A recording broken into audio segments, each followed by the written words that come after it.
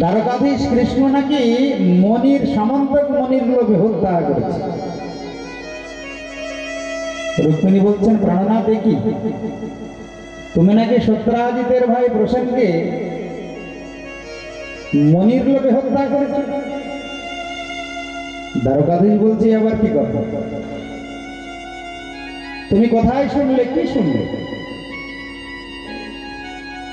তাড়াতাড়ি খোঁজ নিয়ে দেখে কি সারা দ্বারকায় ছড়িয়ে পড়েছে সত্রাজিৎ নামে এক সূর্য নারায়ণের ভক্ত। সে সূর্যের তপস্যা করে একটা মণি পেয়েছে। ওই মণিটা প্রত্যেক দিন 8 ভার সোনা প্রসব করত। 1 ভার মানে 20 গ্রাম, 8 ভার মানে 160 গ্রাম। তার ভাই প্রসেন ওই উজ্জ্বল মণি নিয়ে একদিন মৃগয়া করতে যায় বনে। আর বনের মাঝে এক হিংস্র সিংহ ওই প্রসেনকে হত্যা করে মণিটা নিয়ে চলে যায়। সিংহকে হত্যা করে আবার এক জাম্ববান নামে ভল্লুক সে মণি নিয়ে চলে যায়। জাম্ববানে মণি নিয়ে গিয়ে তার এক কন্যা জাম্ববতীর হাতে যায়। আর এদিকে সারা দ্বারকায় ছড়িয়ে পড়েছে দ্বারকাধীশ কৃষ্ণ সত্রাজিতের ভাই প্রসেনকে হত্যা করে মণি লুকিয়ে রেখেছে। এর একটা রহস্য আছে রাজন। একদিন সত্রাজিতের ভাই প্রসেন মৃগয়া করতে গিয়ে মারা যায়, কিন্তু ওই মণি একদিন দ্বারকাধীশ কৃষ্ণ সত্রাজিতের কাছে চেয়েছিলেন। সত্রাজিৎকে বলেছিলেন, দেখো তুমি তো অনেক বড় ধনী ব্যক্তি হয়েছো, 8 ভার সোনা প্রসব করে, তাই মণিটা তুমি রাজকোষে দিয়ে দাও, প্রজাদের মঙ্গল হয়। সত্রাজিৎ বলেছিল, আমি তপস্যা করে মণি পেয়েছি আর আমি দেব তোমাকে? এটা কখনো হবে না। তাই প্রসেন যখন ফিরে না আসে মৃগয়া করে, সিংহের হাতেই তার মৃত্যু হয়। একদিন অনেক রাত্রে নিজ পত্নীকে সত্রাজিৎ বলেছিলেন, আমার ভাই ফিরে আসছে না, তার মানে ওই দ্বারকাধীশ কৃষ্ণ ভাইকে হত্যা করে এই মণিটা লুকিয়ে রেখেছে। দেখো এর কিন্তু কোনো প্রমাণ নেই, তুমি কিন্তু কাউকে বলো না। এখন মায়েদের পেটেতে কোনো কথা থাকে না। সকাল হতে না হতে যাকে দেখেছে তাকেই বলেছে। জানো, গত রজনীতে আমার স্বামী একটা গোপন কথা বলেছে, দেখো তোমাকেই বলছি, তুমি কিন্তু কাউকে বলো না। সে আবার করেছে কি, সত্রাজিতের পত্নী বাড়ি না যেতে আরেকজনকে বলে দিয়েছে। এইভাবে সারা দ্বারকা ছড়িয়ে পড়েছে দ্বারকাধীশ কৃষ্ণ হত্যাকারী। রুক্মিণীর মুখে শুনে ভগবান চিন্তা করলেন, আমি এই কলঙ্ক থেকে মুক্ত হব। কলঙ্ক থেকে মুক্ত হওয়ার জন্য সোজা সত্রাজিতের কাছে গিয়ে বললেন, বলো তুমি মণি কাকে দিয়েছো? সত্রাজিৎ বলে, কেন, আমার ভাইকে দিয়েছি, প্রসেনকে। সে কোথায় গিয়েছে? বনে শিকার করতে। আচ্ছা সত্রাজিৎ, তুমি কি কাউরি কাছে বলেছো আমি তোমার ভাইকে হত্যা করেছি? সত্রাজিৎ বলছে, আরে আমি তো আমার পত্নীকে বলেছি গোপনে, আর আমি তো তাকে নিষেধ করে দিয়েছি। গোপন কথাটি রবে না গোপন। এই জগতে কোনো গোপন কথা, মিথ্যে কথা লুকিয়ে রাখা খুব কঠিন। প্রকৃতির এমন নিয়ম, প্রকৃতির নিয়মেই তুমি প্রকাশিত হয়ে যাবে। যতই চুরি করো, অন্যকে ঠকাও, টাকা লুকিয়ে রাখো, বিদেশে ব্যাংকে রেখে আসো, ও সব ধরা পড়ে যাবে। বলো রাধা রানী কি,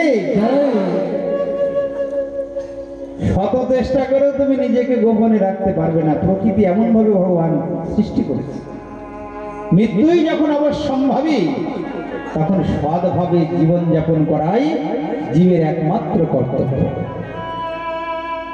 কি হবে, তুমি কিছু নিয়ে যাবে?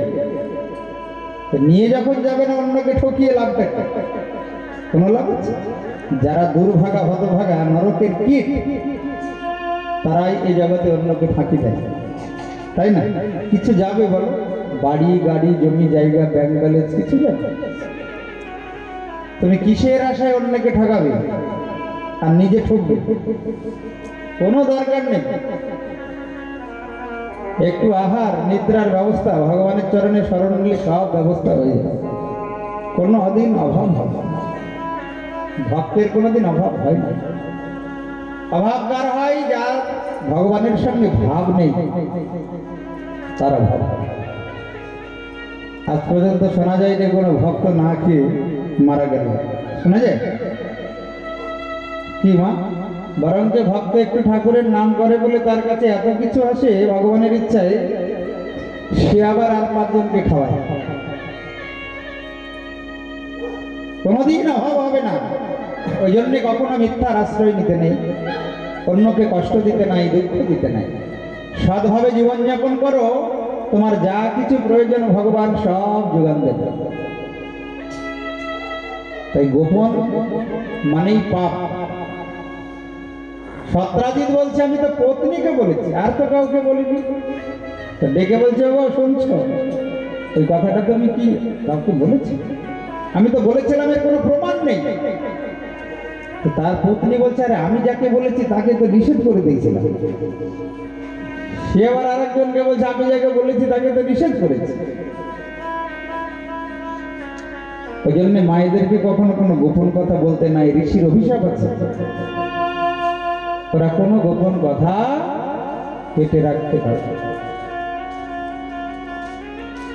ভগবান শ্রীকৃষ্ণ সোজা বনে গিয়ে দেখেন কি প্রসেনের দেহটা পড়ে আছে, মণি নাই। মণি কোথায় গেল? দেখে কি পাশেই সিংহের চরণ চিহ্ন। বুঝতে পারলেন সিংহ হত্যা করে মণিটা লুকিয়ে রেখেছে। সিংহ কোথায় গেল? এগিয়ে গিয়ে দেখে সিংহের দেহ পড়ে আছে একটা ভল্লুকের চরণ চিহ্ন। ভল্লুক কোথায় গেল? দেখে বিরাট একটা গুহা। সে গুহার মধ্যে ভল্লুকের কন্যা জাম্বতী ওই মণিটা নিয়ে খেলা করছে। দ্বারকাধীশ বললেন জাম্ববান, ওই মণি আমার চাই, মণিটা দিয়ে দাও। জাম্ববান বললেন প্রভু ওই মণি নিতে গেলে তো আমার সঙ্গে যুদ্ধ করতে হবে। তোমার এত বড় সাহস, আমার গুহায় এসে মণি চাইছো? শুরু হলো তুমুল যুদ্ধ। 27 দিন যুদ্ধ হলো, যুদ্ধে পরাজিত করতে পারে না। 28 দিনের দিনে যুদ্ধে পরাজিত করলেন জাম্ববানকে ভগবান দ্বারকাধীশ। এমন ভাবে আঘাত করেছেন জাম্ববান অজ্ঞান হয়ে গেল। জাম্ববান মূর্ছা গেলেন। জ্ঞান ফিরতেই বলছে প্রভু তুমি কে বলো তো? আরে তুমি তো সাধারণ মানুষ, তো দূরের কথা, তুমি তো মহাপুরুষ নও। আমার সঙ্গে যুদ্ধে আমাকে কেউ পরাজিত করতে পারে আমার কোনোদিন ধারণা ছিল না। ভগবান নিজের স্বরূপ দেখালেন, দেখিয়ে বললেন দেখো জাম্ববান, তোমার সঙ্গে আমার জন্ম জন্মান্তরের সম্বন্ধ। রাম অবতারে তুমি আমার কাছে এইটাই চেয়েছিলে। আমি বলেছিলাম বলো জাম্ববান তুমি কি চাও? তুমি বলেছিলে আমি ভগবানের সঙ্গে যুদ্ধ করতে চাই। আমি কোনো ভক্তের বাসনা অপূর্ণ রাখি না। আমার ভক্ত যদি কোনো কিছু বাঞ্ছা করে, ইচ্ছা করে, আমি ভক্তের বাসনা 2 দিন আগে আর পরে পূর্ণ করবই। আমি যে বাঞ্ছা কল্প করি। তাই রাম অবতারে সম্ভব হয়নি, কেন আমি ওই অবতারে মর্যাদা পুরুষোত্তম ছিলাম, কিন্তু কৃষ্ণ অবতারে আমি লীলা পুরুষোত্তম।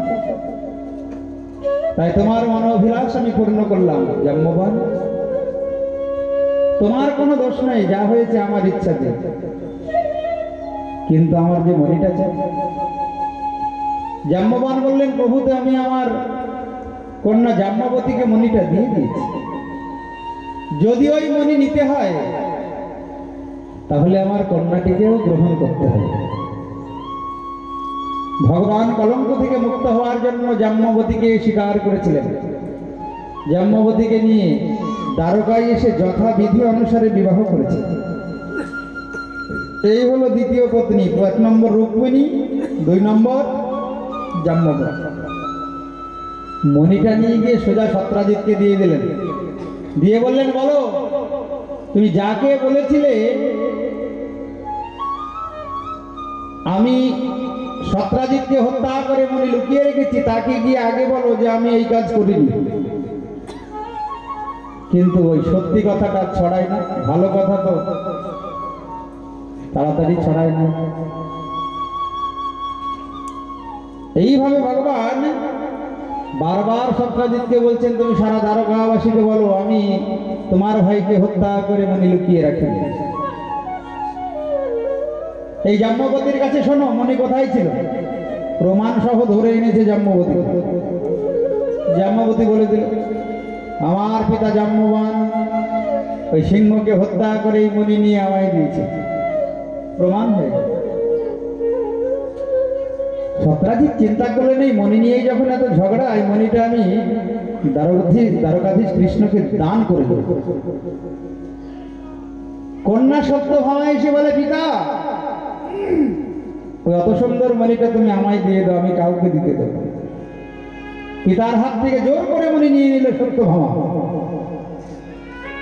সত্রাজিৎ বলছেন মা এই মনি নিয়ে কিন্তু অনেক ঝামেলা হচ্ছে, মনিটা দ্বারকাধীশকে দিয়ে দাও। বলছেন আমি দেবো না। এখন কন্যার আবেদন প্রত্যেকটা পিতার কাছে একটু স্নেহ প্রীতি ভালোবাসা। বাবারা কিন্তু একটু কন্যা সন্তানকে বেশি ভালোবাসে, পুত্র সন্তান অপেক্ষা কন্যা সন্তান বড় প্রিয় হয় বাবার কাছে, তাই তো? এইবার সত্রাজিৎ একটা বুদ্ধি করলেন যে কৃষ্ণকে যদি আমি কন্যা দান করি তাহলে একটা সম্বন্ধও হবে, আবার ঝামেলাও দূর হবে। দ্বারকাধীশ কৃষ্ণকে ডেকে বললেন প্রভু মণিটা আমি তোমায় দিয়ে দেবো, কিন্তু আমার একটা কন্যা আছে তাকে নিতে হবে। ভগবান কলঙ্ক মুক্ত হওয়ার জন্য সত্যভামাকে এবং ওই সমন্তক মণিকে গ্রহণ করলেন। হেরাজন ভগবানের 3 নম্বর বিবাহ হয়ে গেল। তারপরে একবার অর্জুনকে নিয়ে তিনি যমুনার তটে এসেছেন ভ্রমণ করতে।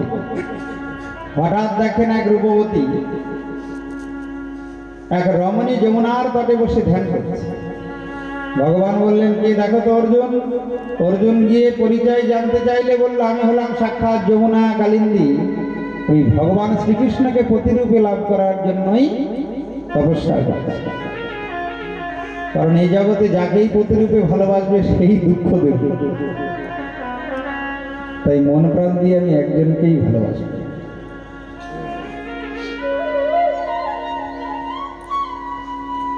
একজনকে ছাড়া আমি দুজনকে মন দেব না। তুমি সর্বেশ্বরে সর ব্রজেন্দ্র কুমার, তুমি সর্বে সরে সর ব্রজেন্দ্র কুমার, তোমার ইচ্ছায় জীবে সৃজন সংহার, তোমার ইচ্ছায় জীবে সৃজন সংহার, তুমি সর্বেশ্বরে সর ব্রজেন্দ্র কুমার, তুমি সর্বে সরে সর ব্রজেন্দ্র কুমার।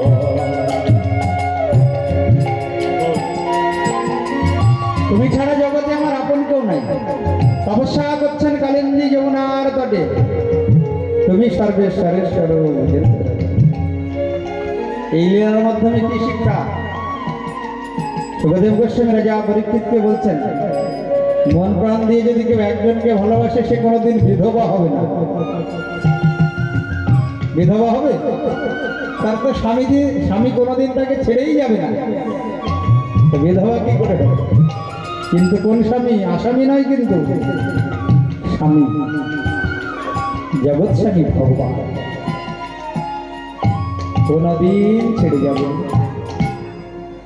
তোমার ইচ্ছাই জীবের সৃজন সংহার,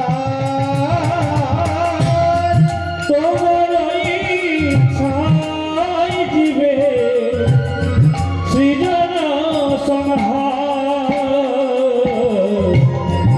তুমি সর্বেশ্বরে সর ব্রজেন্দ্র কুমার,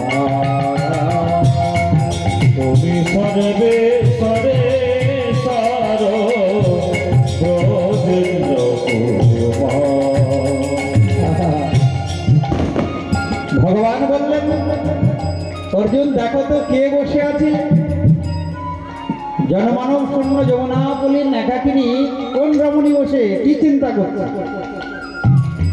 অর্জুনকে যখন বললেন আমি একমাত্র দ্বারকাধীশকে প্রতিরূপে পাওয়ার জন্য এখানে তপস্যা করছি, অর্জুন দৌড়ে গিয়ে বলছেন প্রভু আরে আপনার জন্যই তো বসে আছে, আপনাকে প্রতিরূপে লাভ করবে। করুণাময়ের হৃদয়ে করুণার উদয় হল।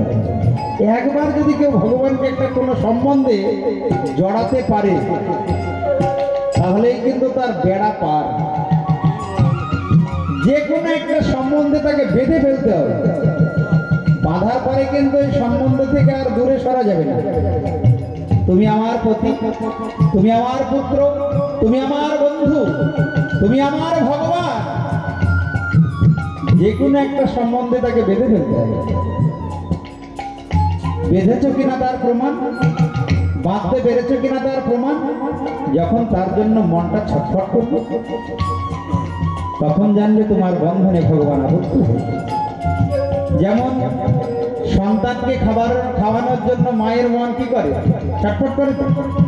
ছোট সন্তানকে বাড়ি রেখে মা দূরে যেতেই পারে না, যদিও যাই না না আমার ছেলে কাঁদবে, আমার খাওয়ার টাইম হয়ে গেছে, ওকে সেবা দিতে হবে, খেতে দিতে হবে।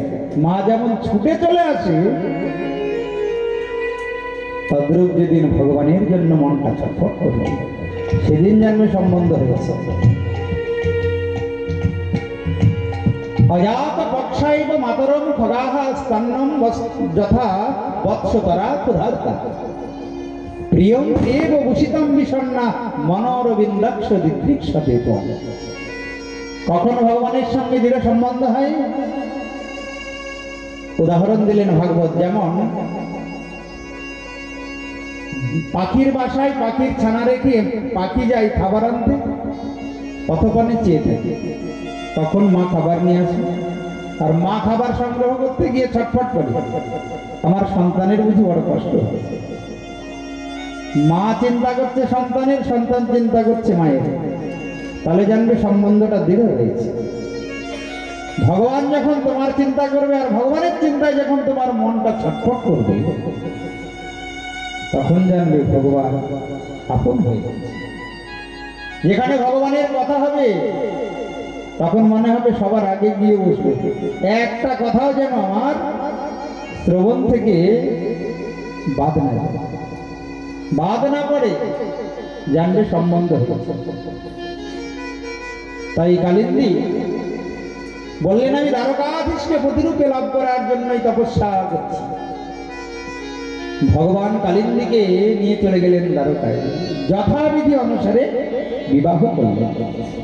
কৃষ্ণ অবতারে ভগবানকে যে যা ভাবে চেয়েছে, যে যেমন ভাবে চেয়েছে, ভগবান তেমন ভাবেই কৃপা করেছে। কেন?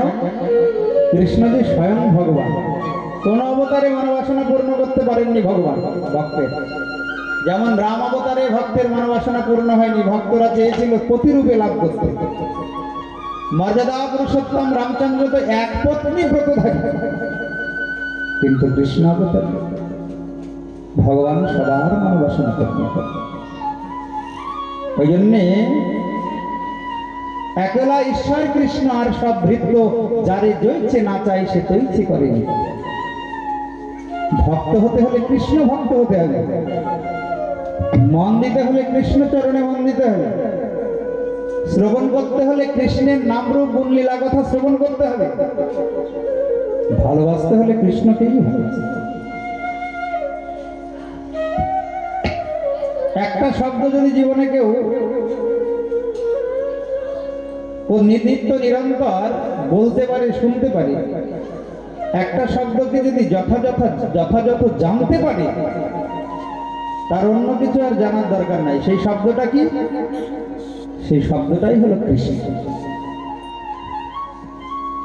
আর কোনো কিছু জানতে হবে না। খুব মন দিয়ে শোনো মা, যে পথ দিয়ে আসুক না কেন কৃষ্ণ চরণে তাকে আসতেই হবে। তাহলে আমি এত ঘুরবো কেন? আমি সোজা যাবো, তাই তো? এমন গুরুদেবের চরণে আশ্রয় নেবে যে আমাকে সোজা পথটা দেখাবে। কত তালের আমার সময়ও নেই আর ইচ্ছাও নেই। এমন গুরুচরণ আশ্রয় করবো যে আমাকে ডাইরেক্ট বুঝিয়ে দেবে, রাস্তাটা দেখিয়ে দেবে, পাঞ্চরাত্রিক বিধানে দীক্ষা দেবে। আমি কি করে ভগবানকে পাবো সেই পথটা দেখাবো। যিনি পথ দেখেছেন, যার মধ্যে সামর্থ্য আছে, যিনি জানেন, গুরু কৃপায় যার জ্ঞান লাভ হয়েছে, ওই রকম পরম্পরাক্রমে যদি গুরুচরণ আশ্রয় হয়ে যায়, কোনো ভয় নেই, তোমার জনম ধন্য হয়ে যায়। কিন্তু গুরুকরণে যদি ভুল হয়ে যায়, তাহলে কিন্তু গড়বড়। যার অনুভব নাই, অনুভূতি নাই, উপলব্ধি নাই, সে কিন্তু পথটা ঠিকঠাক দেখাতে পারবে না।